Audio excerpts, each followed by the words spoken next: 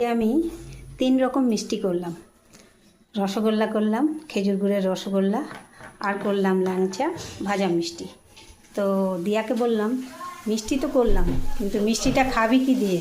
তো তার জন্য আমি করলাম লুচি। তো আমি ঝটপট ময়দা মেখে দিলাম, কারণ মিষ্টিগুলো যে ভেজেছিলাম সেই তেলটা তো ছিলই। সেই জন্য দিয়াকে বললাম দাঁড়া আমি একটু ময়দা মেখে দিই। ময়দা মেখে বেলে দিলাম, আর দিয়া সেঁকে নিচ্ছে লুচিগুলো।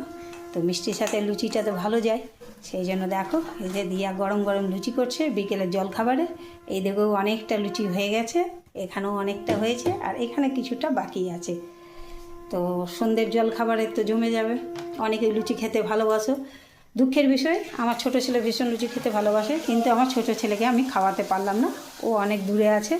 যাই হোক, ফোন থেকে যদি ঢুকিয়ে দেওয়া যেত তাহলে তো খুব ভালো হতো। যেমন ফোন থেকে ভিডিও দেখা যায়, আগে ভাবনিনি কোনো দিন যে ফোন থেকে বাড়িতে কে কী করছে সেগুলো দেখা যাবে। এখন তো সেটা দেখা যাচ্ছে। 2 দিন পর যদি এটাও বের করে দেয় তাহলে প্রত্যেক মায়েরও অনেক সুবিধা হয়। ভালো মন্দ খাবার করলে ছেলে মেয়েদেরকে দূরে থাকলে তাদের জন্য খাবারটাও ফোনের ভিতরে ভরে দিতে পারবে।